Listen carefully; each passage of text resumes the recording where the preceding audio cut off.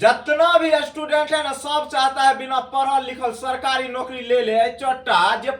जब तोरा सरकारी नौकरी हो जाएगा, जो पढ़ता है भर दिन रात ओकर कौन चेगा हो जाएगा भैंस चराने की बतू चराने। तुम ही बताओ जरा सा, अगर लेना है ना सरकारी नौकरी तो प्रॉफिट एंड लॉस के इस टाइप के क्वेश्चंस को जरूर करके जाना, और इस क्वेश्चंस का जवाब तुम विद इन सेकंड में दे सकते हो। कैसे देगा यही तो हम सिखाएंगे ना पहले, लेकिन हम डिटेल सिखाते हैं। याद रखना, अगर तोरा कहीं को दिल में हो रहा है कष्ट तो थोड़ा सा ठहर जाओ, ठीक है। क्योंकि पहले बउआ मेरा काम है डिटेल सिखाना, उसके बाद कैसे विद इन सेकंड में क्वेश्चंस को हम लोग टिक करते हैं, और प्रॉफिट एंड लॉस के किसी भी क्वेश्चंस को कैसे हवा में उड़ाते हैं वो सिखाएंगे, ठीक है।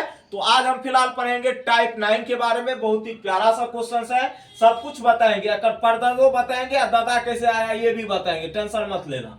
टाइप 9 में ये कहा गया है, एक दुकानदार दो वस्तुओं में प्रत्येक को इतना रुपया में बेचता है। कितना रुपया में बेचता है? प्रत्येक को इतना।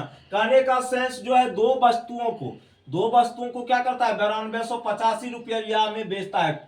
मेंशन किया गया है प्रत्येक, मतलब दो वस्तु में। जैसे एक वस्तु ये हो गया तो इसको बेचेंगे 9285 रुपया में, फिर जो दूसरा वस्तु उसको भी कितना बेचेंगे? 9285 में। कहने का सेंस, अगर पहले वस्तु का विक्रय मूल्य SP1 है और दूसरे वस्तु का विक्रय मूल्य SP2 है तो ये दोनों आपस में बराबर है, और ये किसके बराबर है? 9285 के बराबर है। कोई दिक्कत बोलो हाँ या ना? कोई दिक्कत नहीं।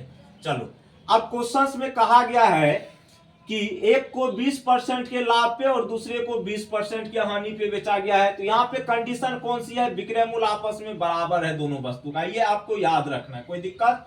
अब इसमें कहा गया एक को 20% के लाभ पे और दूसरे को 20% की हानि पे बेचा गया है। तो मतलब पहला जो वस्तु था उसको 20% के प्रॉफिट पे बेचा गया है। 20% का फ्रैक्शन वैल्यू होता है 1/5। कहने का सेंस, यहां हम लिखते हैं CP और यहां लिखते हैं क्या? SP, ठीक है। अगर पहले वस्तु को 20% के प्रॉफिट में बेचा गया तो नीचे वाली वैल्यू तो CP होती है, तो 5 हो गया। अब यहाँ पे 5 के सामान को 1 के प्रॉफिट लेकर के बेचेगा तो कितना बेचेगा? 5 के सामान पे 1 का प्रॉफिट लेकर के बेचेगा कितना? 6 बेचेगा ना? yes. अरे बोलो। और उसके बाद -20%, मतलब -20% करने का क्या हुआ? दूसरे सामान पे 20% का लॉस हुआ। क्या हुआ? और इसका भी फ्रैक्शन वैल्यू होगा कितना? 1/5 ही। क्योंकि यहाँ पे प्रॉफिट हो रहा था तो प्लस लगाया, और यहाँ क्या हो रहा है? लॉस हो रहा है तो क्या लगा है? माइनस। तो 5 के सामान को ये 1 के लॉस पे बेचेगा। कितना बेचेगा? 4 में। कितना बेचेगा?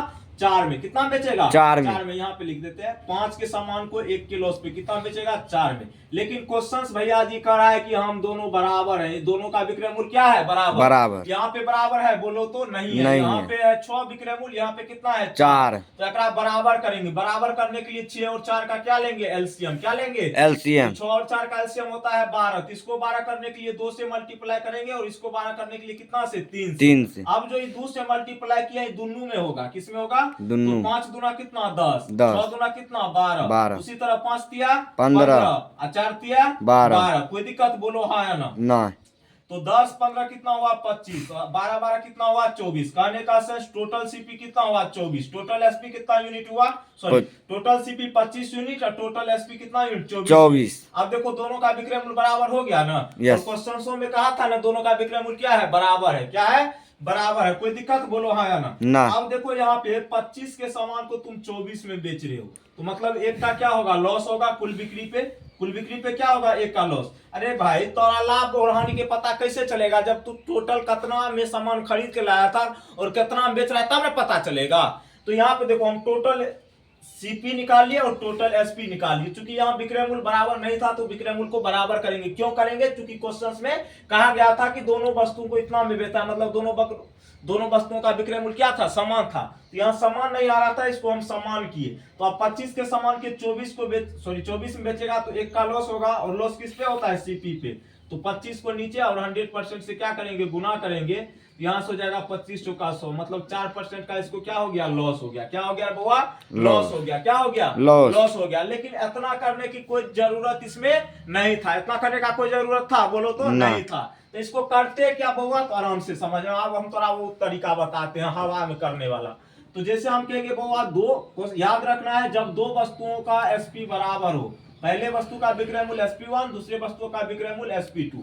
ठीक है, दोनों वस्तु का विक्रय मूल्य क्या होना चाहिए, आपस में बराबर क्या बराबर होना चाहिए, बराबर बराबर। और एक पे x% का प्रॉफिट होता हो और दूसरे पे x% का क्या होता हो, लॉस होता हो, मतलब जितना का प्रॉफिट उतना का ही क्या होना चाहिए, दूसरे लॉस। वस्तु पे लॉस होना चाहिए।